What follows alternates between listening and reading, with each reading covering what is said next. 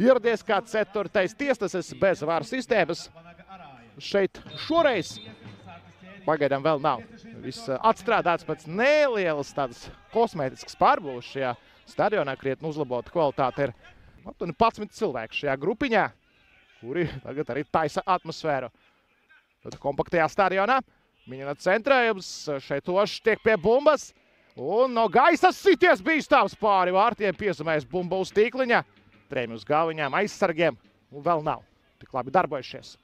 Un ar to arī tagad izspēle droši vien seko. Marons Mihubī iespēlē vārtu priekšā, sities rikošets, un tagad sities un bumba ir vārtos. Bet pēc aizmuguras situācijas Raidina bumbu vārtos ceļ augstāk roku Edgars Maļcevs. Un vārtu gūmus netiks ieskaitīts. Krantmans pat nepaspēja pasvinēt, Un tagad atkal ir ieradies Rīgā. Tiesnesis, kurš vēl trešdien bija kāds 4. mačs starp Liepāju un RFS. Atņem bumbu Samoilovs un virzās uz vārtiem Bogdans. Sitiens atvēra Orols. Pirmajā puslaikā ar šādām iespējām bez noteikumu pārkāpumu bumbu atņem. Glaudans. Iespēlē pa kreisi, tur Kantē. Un tomēr domāju, droši vien viņš piespēlēt. Bet laikam bija veltīgi arī šis mans pieteikums par Māņšu Oštēlo autu, jo viņš atspēlē atpakaļ Kantē. Tagad jau ar bumbu, tagad jau mēģina arī driblāvošs sitiens seko.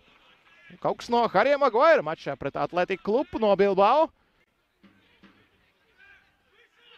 Ošs atpakaļ Orolam. Diagonālā piespēle, jāsaka, tur cīņā sanāk šo piespēlā dod. Veikrīgaram un Rogavam. 1-1 duelī.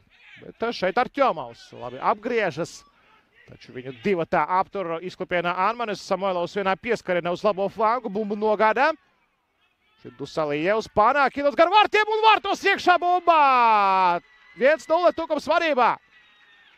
Un atkal konstruē Bogdans Samoilovs šo vārtu gūmu Ingaram Pūlim. Kurš jāpēc arī piespēle no Dusalieva. Un puslaika beigās Tukums, es pat teikšu, diezgan likumsakarīgi izvirzās varībā, lai gan jā, tagad bija nogrieznis, kad vairāk ar bumbu atradās mainieki, bet Ingars Pūls atkal ir klātesošs tur, kur bumbiņa nokļūst vārtu priekšā, un tur, kur uzbrucējiem to ir 7. vietu. Gluži kā raugoties Eirovīzijas balsojuma rezultāts.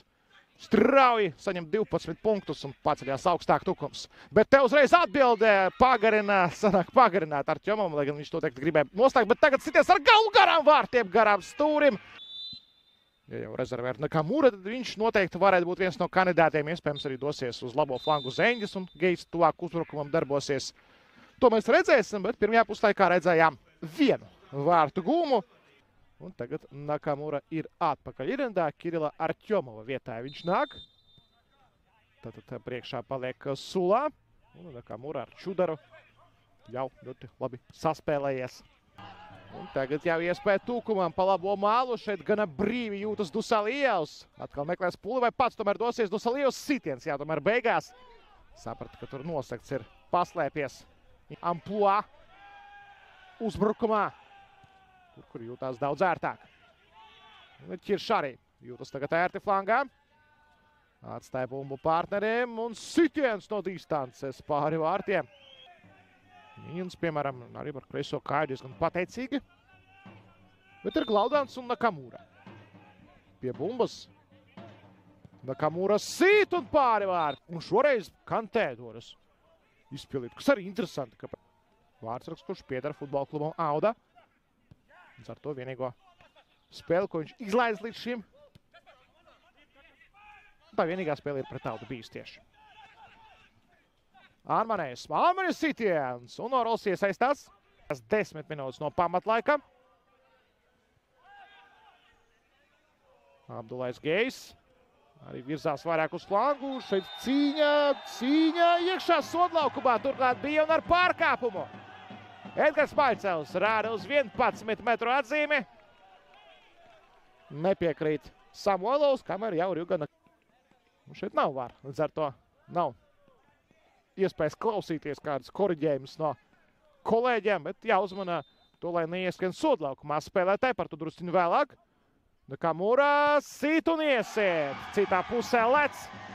Revels Turiņš un parāk neizšķir uzreiz nes bumbu uz centru mainieki, jo grib paņemt 3 punktus šajā mačā, nevis vienu.